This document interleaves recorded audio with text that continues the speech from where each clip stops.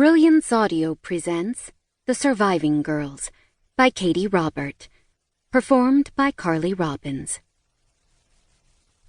Lei Zhang had never trusted the woods, not from the first time her parents dragged her on a camping trip when she was 7, in an effort to do what normal people did. Certainly not now, when she knew all too well what the evil forests were capable of hiding. The trees had a way of closing a person off from the rest of the world, even a few hundred yards from a well-traveled road. Out here, one could almost believe their actions didn't have consequences, that nothing they did would ever be discovered. Secrets. The forest is full of secrets. It was her job to help uncover those secrets. Penance, some called it. Lei just called it her job. Her purpose. She forced herself to drag her attention away from the lake her German Shepherd Great Pyrenees mix, Saul, had led her to.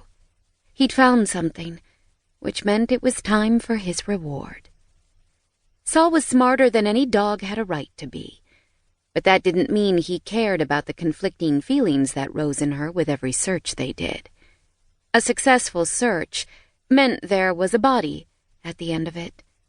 She crouched down and stroked Saul's dark fur. "You did good, boy." Because of him and Lei, there would be a family who got closure. She didn't have to wait to see what the divers would find to know that. Saul was never wrong. Lei, on the other hand, was wrong far too often. Not this time. She threw the ball for him. The joyous wiggle his big body gave lightened her mood a little bit. It didn't quite make her forget the divers slipping into the water, or the uneasy murmur of the cops gathered on the shoreline.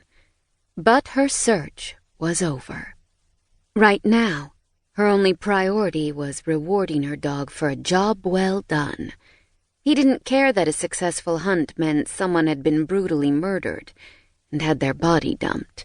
For Saul, the joy was the search and playing with his ball afterward.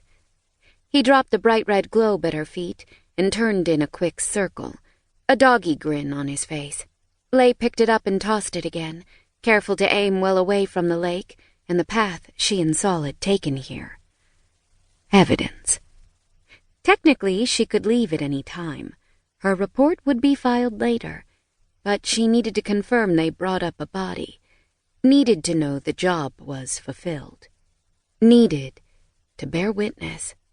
Sometimes it felt like she'd been bearing witness for 12 long years, ever since she opened that window.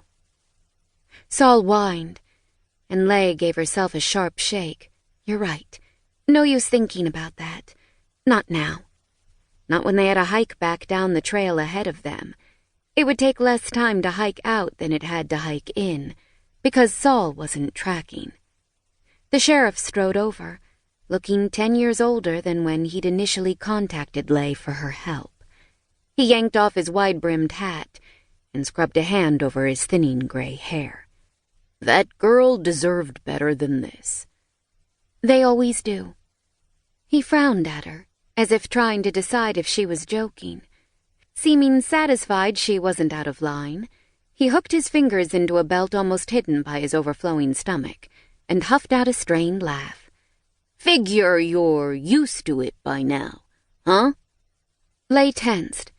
It never failed. Someone always brought up her past during these searches.